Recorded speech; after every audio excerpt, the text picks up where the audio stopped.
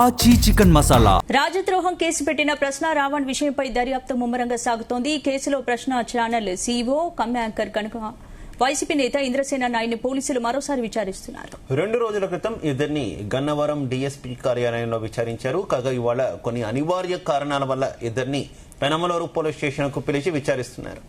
వీరికి నిందితుడు ప్రశ్న రావణ్ కు ఉన్న సంబంధాల విషయంపై పోలీసులు ఆరా తీస్తున్నట్టు సమాచారం.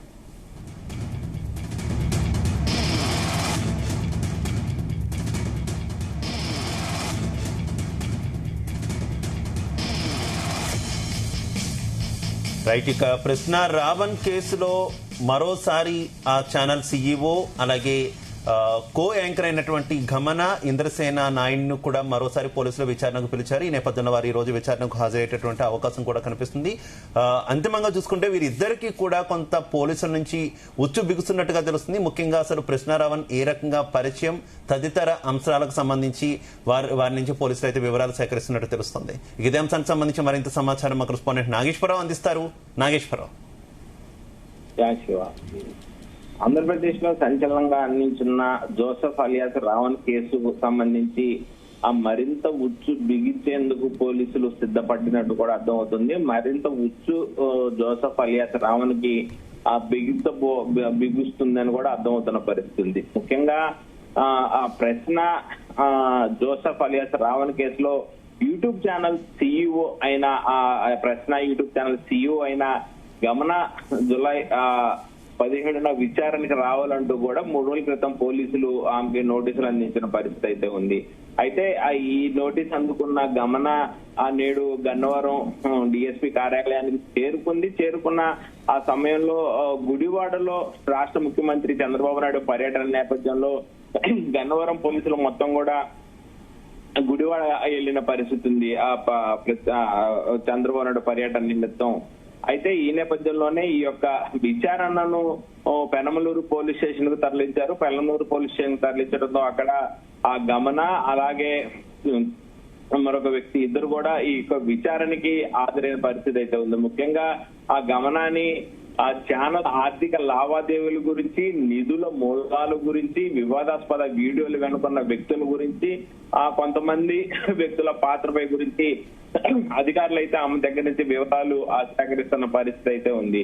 అయితే ఈ నేపథ్యంలోనే ఆ గమన ప్రశ్న ఛానల్ యూట్యూబ్ ఆ ప్రశ్న ఛానల్ కి సంబంధించిన సీఈఓగా ఎలా నిర్ణయించబడింది, ఆ ప్రశ్న ఛానల్ ఎప్పుడు పెట్టబడాల్సి వచ్చింది, ప్రశ్న ఛానల్ తో పాటు ఇంకొక 3 యూట్యూబ్ ఛానల్స్ ఉన్నాయనంటే ఆ యూట్యూబ్ ఛానల్స్ ఎక్కడి నుంచి వచ్చినాయి, అలాగే ఈ యొక్క ఎంటైర్ ఎపిసోడ్ కి జోసెఫ్ అలియాస్ రావణ్ ఉద్యోగి అలాగే సీఈఓగా గమన ఉంది. అయితే ఈ యూట్యూబ్ ఛానల్ కి ప్లేస్ గానీ, యూట్యూబ్ ఛానల్ కి సంబంధించిన ఫండింగ్ గానీ, పరికరాలు గానీ మొత్తంగా కూడా ఆ వైసీపీ పార్టీ నేత ఇంద్రసేనపై కూడా చుట్టుకుంటున్న పరిస్థితి ఉంది. అయితే 5 గంటల పాటు వారిని గతంలో విచారణ చేసిన పరిస్థితి. నేడు మరలా ఇరువురిని కూడా గమనాన్ని అలాగే ఈ యొక్క ఛానల్ నడపడానికి కార్యాలయం ఇవ్వటం, వాళ్ళు కొన్ని పరికరాలు కొనిపించడం, అలాగే కొంతమేరకు వాళ్ళకు ఫండింగ్ ఇవ్వటం, మొత్తంగా ఇంద్రసేనాని గమనాన్ని ఇద్దరిని కూడా విచారణకు పిలిచిన నేపథ్యంలో ప్రస్తుతం విచారణ అయితే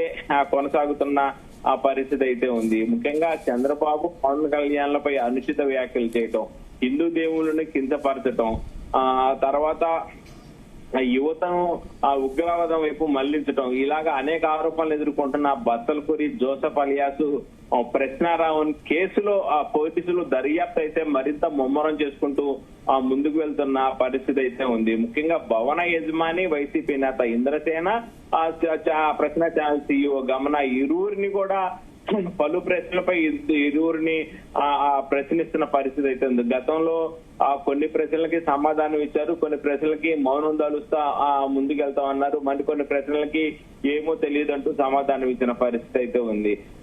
అయితే ఈ యొక్క నేపథ్యంలో మరొకసారి విచారణకి రావాలని పిలిచిన నేపథ్యంలో ప్రధానంగా 3 యూట్యూబ్ ఛానల్స్ పెట్టాల్సిన అవసరం ఏమొచ్చింది, ఏ సందర్భం మీద ఈ యూట్యూబ్ ఛానల్స్ పెట్టారు, అయితే దీంట్లో ఉన్న కంటెంట్ ఎవరు ఇస్తున్నారు, ఈ కంటెంట్ తయారు చేయడానికి యూట్యూబ్ ఛానల్స్ నడవటానికి ఆర్థికంగా ఎవరెవరు సపోర్ట్ చేస్తా ఉన్నారు, అలాగే యూట్యూబ్ ఛానల్ సంబంధించి నడిపే క్రమంలో ఈ యొక్క కంటెంట్ ఎవరిస్తున్నారు అనే దాని మీద ప్రధానంగా చర్చ జరుగుతా ఉన్న పరిస్థితి ఉంది. అలాగే ఈ ఛానల్ కి సంబంధించి ప్రధాన వ్యక్తి ఇంద్రసేనపై కూడా విచారణ కొనసాగుతుంది. ఆయన కూడా ఈ ఛానల్ కి నిధులు ఎందుకు ఇస్తున్నారు, ఛానల్ పెట్టుకోవడానికి కార్యాలయం ఎందుకు ఇస్తున్నారు, అలాగే గమనాకి ఇంద్రసేనకి మధ్య ఉన్న బంధం ఎక్కడ ఏర్పడింది, ఎక్కడి నుంచి వీరిరువులు గతంలో ఇంద్రసేన అధికారులు అడిగిన ప్రశ్నలకి తనకు రావణ్ పరిచయం లేడని, తనకు గమనానే పరిచయం, గమనా ద్వారా జోసెఫ్ అలియాస్ రావణ్ పరిచయం అయ్యాడని కూడా చెప్పిన పరిస్థితి ఉంది. మొత్తంగా చూసుకుంటే ఛానల్ సీఈఓగా గమనా పాత్రపై కీలక ఆధారాలు సేకరించే ఆ పనిలో పడినట్టు కూడా తెలుస్తుంది. ఆమె ఎప్పటి నుంచి బాధ్యతల్లో ఉన్నారు, ఛానల్ కు వస్తున్న నిధుల వివరాలు, తెరగాకు ఉండిస్తున్న అసలు వ్యక్తులు ఎవరు అనే కోణంలో నేడు ప్రశ్నలు సంధించే అవకాశాలు కనపడతా ఉంది. Shiva. Right, okay, thank you.